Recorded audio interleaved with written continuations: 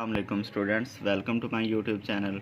हमने 10th science math की exercise 1.3 start की हुई है, जिसका आज क्वेश्चन नंबर 6 सॉल्व करने जा रहे हैं। तो देखें, इस क्वेश्चन में हमने ये हमारे पास सेम वैल्यू है, इसको लेट कर लेना है y की equal. Let 2x² + 1 is equal to y। तो अपने क्वेश्चन में जहाँ ये वैल्यू नज़र आ रही है वहाँ y पुट कर देते हैं।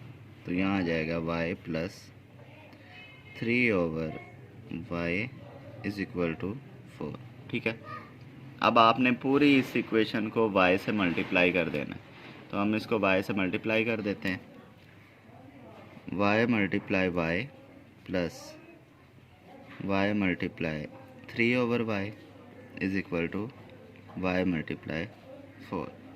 ये हो जाएगा y², y से कैंसिल 3, और ये हो गया 4y। ठीक है, अब ये प्लस का 4y है, इधर आके क्या हुआ माइनस।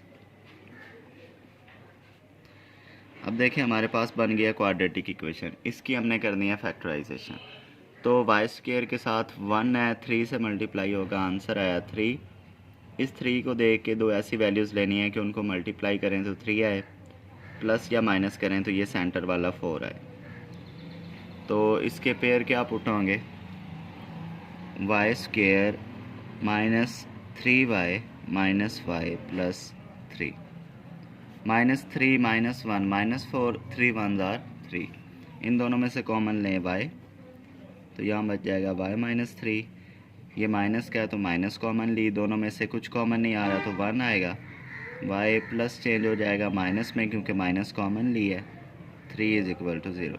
दोनों ब्रैकेट सेम है, एक इनमें से लिख लें और एक इन दोनों की ब्रैकेट बन जाती है। अब इनको अलग अलग ज़ीरो के इक्वल करें। y - 3 is equal to 0, y - 1 is equal to 0। -3 है, दूसरी साइड पे +3 हो जाएगा और ये उधर +1। तो y के ये दो आंसर आए हैं। अब हमने y को इक्वल रखा था किसके, 2x² + 1 के। तो हमने अभी जो y के आंसर निकाले हैं वहाँ पे वो वैल्यू पुट कर देने हैं। तो हम कह सकते हैं 2x² + 1 is equal to 3, 2x² + 1 is equal to 1। ठीक है, ये +1 है, इधर जाके माइनस हो जाएगा। तो आया 2x² इज़ इक्वल टू 2। ये 2 मल्टीप्लाई हो रहा है, इसको डिवाइड करेगा तो x² इज़ इक्वल टू 1। अब हमें x का आंसर चाहिए तो बोथ साइड्स पे हमने अंडर रूट ले लेना है। इधर प्लस माइनस आता है अंडर रूट के साथ, ये कट गया। 1 का अंडर रूट 1 ही होता है, तो इसका आंसर आया +-1। तो ये हमारे x के दो आंसर्स आ गए। ये +1 है, उधर जाके होगा -1। तो 2x² इज़ इक्वल टू 1 - 1 0। ये 2 मल्टीप्लाई हो रहा है, 0 के साथ डिवाइड होके ख़त्म हो जाएगा। तो हम लिख सकते हैं x² इज़ इक्वल टू 0। अब हमने स्क्वायर ख़त्म करना है, बोथ साइड्स पे अंडर रूट ले लेंगे, इधर प्लस माइनस आएगा, ये स्क्वायर अंडर रूट कट गए। 0 का अंडर रूट 0 ही आता है, चाहे प्लस का हो चाहे माइनस का हो। तो हम लिख सकते हैं x इज़ इक्वल टू 0।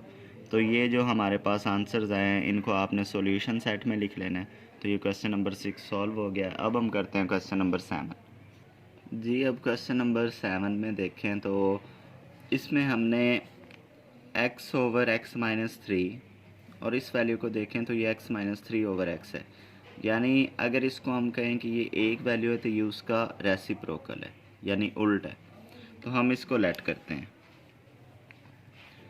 कि x/(x-3) किसके इक्वल है, y के इक्वल। ठीक है, अगर हम इसको रेसिप्रोकल करते हैं, इसको उल्ट करते हैं तो ये वैल्यू भी उल्ट हो जाएगी। यानी x-3 को ऊपर लेके जाते हैं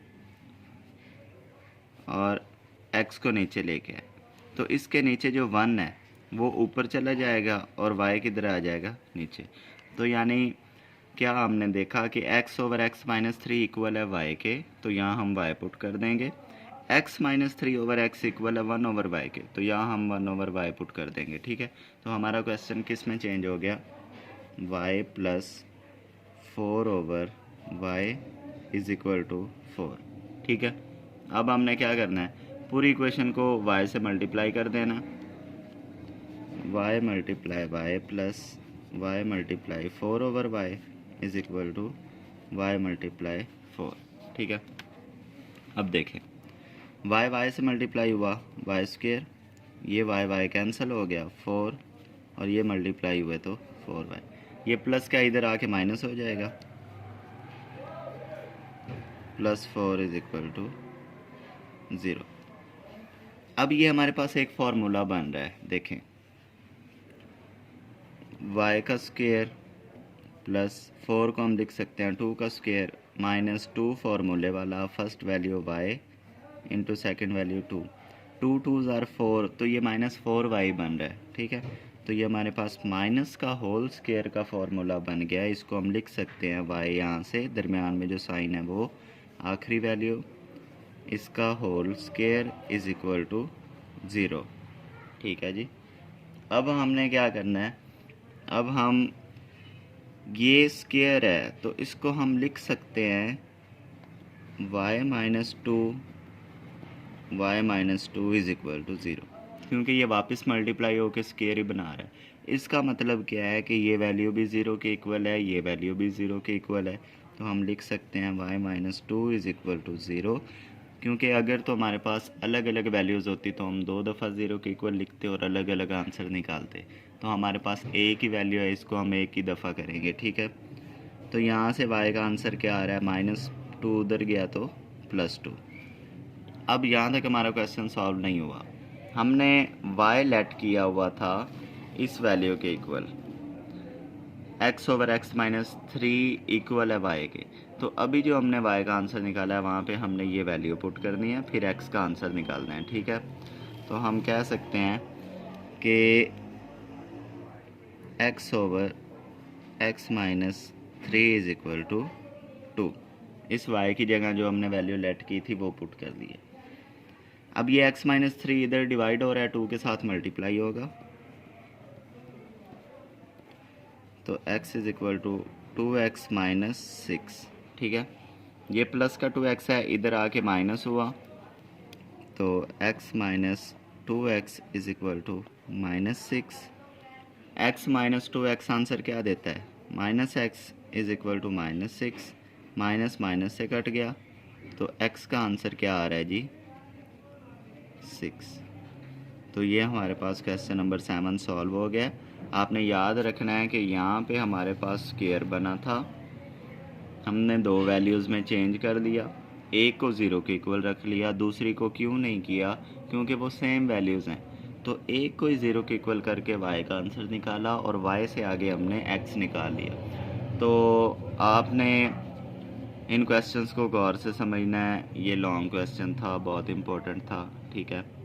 और वीडियो को लाइक किया करें, चैनल को सब्सक्राइब किया करें, ताकि मज़ीद न्यू आने वाली वीडियोस की अपडेट आप लोगों तक पहुंच सके। अपना ख्याल रखिएगा, बहुत शुक्रिया।